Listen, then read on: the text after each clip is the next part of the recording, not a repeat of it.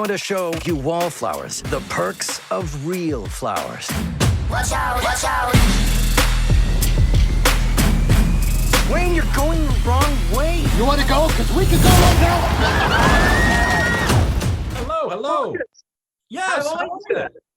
I'm grateful. I'm happy to be here. This is so cool. Me too, funnily enough. Delighted to be able to speak to you finally. I've been an admirer of your films since I saw The Collector, so this is a little bit of an excitable fanboy event for me. Hey, thank you very much. So I'm going to start with like the serious question. Yes. UNHUMAN is, it's a really fun horror film, but at its core lies obviously a very serious issue around bullying and how life events can become sort of transformative. Mm-hmm. How did you and your writing partner Patrick Melton kind of settle on these ideas? What was the thing that really planted the seed for that kind of plan? Human experience. It was like I remember clear as a bell the first time it happened to me, and I had to figure out a way to turn that wound into a weapon, or I would be stuck in that moment. And it took a lot of years to find out how to do so. And then along comes the opportunity to tell a story about teens and a horrific event, and yet we were given free rein with tone and how to change just about everything from where it was to what it could be. And all of a sudden that moment came back. And then I thought, all right, well, we now have a theme. We now have a reason for being. And so now that another thing that's happening is the movies of our youth, the teen comedies and whatnot, have been re-examined, and you're seeing like some of the behavior in those is absolutely appalling. And then concurrent to that, the movies we were told were appalling were the ones actually giving you the Scared Straight program initially of like, don't do drugs or you'll die. Don't be a jerk or you'll die. Don't do this or you'll die. So I saw there was an opportunity to tell a story with a theme of bullying that takes place with absolute stereotypes from the teen comedies of the era, now under examination, and then allow the horror movie to come in and be like, we're taking over. Boom, this is now our lesson. And you're going to learn or you're going to die trying. I love that. I guess you and Patrick, obviously you've been working together for so long, you've got a really useful shorthand for when you're thrashing out ideas. Do you guys still ever kind of have sort of creative differences, should we say? Any sort of difference of opinion, or are you very easygoing in your working relationship? No, I'd say it's easygoing in that, it's you almost want to have a bit of a Flintstone, so the idea is always the best thing that comes out. So it wouldn't be like we won't kowtow to something that doesn't feel appropriate or right, or like as long as we agree on the goal, the process to getting there can be, that doesn't quite work, that works, and it's fine. We're standing side by side. It's never in opposition. It's always in trying to punch that forward with the best group effort.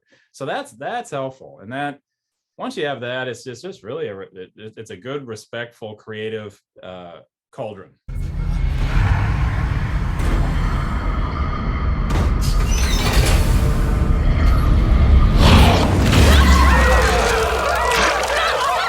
I spoke to Uriah, Drew, and Ben earlier on.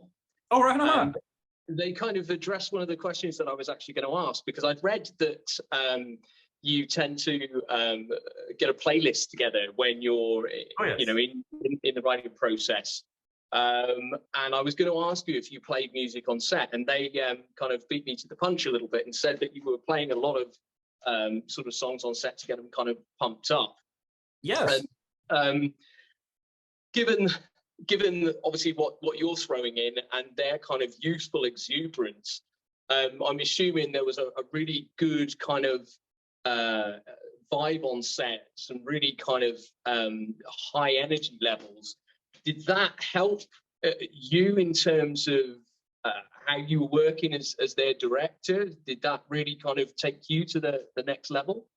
It was absolutely inspiring. Like courtesy of John McAlery assembling this cast. Yeah, we could invent parts of the movie as we went. We could find more layers for the characters. We could find more beats, these gentle pieces of architecture to keep building something unexpected, fresh, original, and ultimately something that could identify and speak to the formative people that may be seeing this, the adolescent, the teens. So it wouldn't feel like it was made with any sort of factory consideration. This was supposed to be a unique experience for them in this world, built from experiences by people that survived it somehow.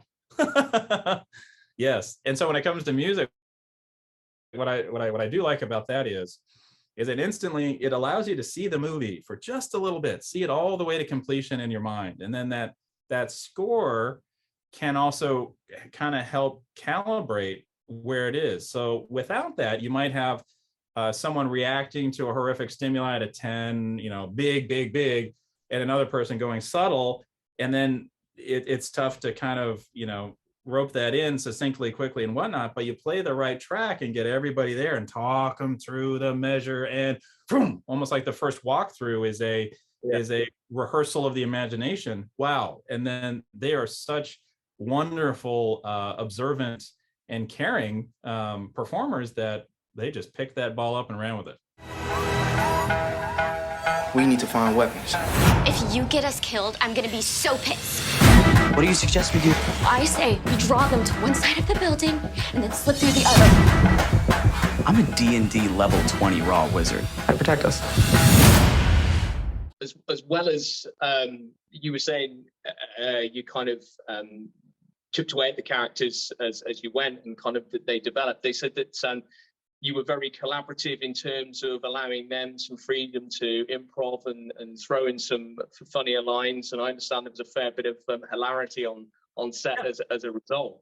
Yes, absolutely. CJ, who plays Hunter, every day I was like, any scene you're in, please. Like, how are you going to pop, exist, and whatnot? And because we came up with a language that his character was experiencing or reflecting the vanity of high school in a way, where like, because at one point he doesn't know the names of his fellow classmates, but he knows he describes them with their vulnerabilities, brace face, zits, whatnot. He doesn't know that it's who it is. So like, okay, well, that seems to tee up that he's very surface based. Everything about him is then informed with, his attire, the look, he'd be easily grossed out by something. But then, wouldn't you know, the horror movie also reveals something inside of him, which is, hey, when push comes to shove, this guy has valor. It's like I thought like his dedication to his friendship is when that's brought to the surface is pretty great. Brilliant. Last question, because I understand we're nearly at time. What is it about like the horror genre in particular that keeps you coming back for more? Is it just that kind of boyhood love? It's followed you all your life, that passion? It's the ability to teach. And like, yes, there's some horror products that are engineered to scare or whatnot, but this, I really wanted to take to heart the ability we were given to our first card, a Blumhouse after school special. Nope. Wanted to take out the same gory, horrific goodie bag and be like, we're going to instill some lessons here. We're going to have a theme. We're going to try not to be overwhelming with it. We're going to try to get right into the noodle and leave an imprint there. And we all went back to high school making this. We wanted to leave some pain there. We wanted to bring back some hope. And with the results of this movie and this gifted cast and this awesome crew, we hope we're going to stay in people's hearts and imaginations. And, maybe we'll get together and do it again. Oh, that would be cool. That would be cool, man. Marcus, thank you so much for your time. Absolutely. Best of luck with the film's release. And hopefully we'll speak to you again soon. Absolutely. I thank you so much. No trouble. Speak up the devil. Get on my level. Who do you run with? Venom in your vessels. Fire raging rebel. Do you have a death wish? Do you have a death wish? Is it that bad? More like badass. I like the danger, danger. Watch out, watch out.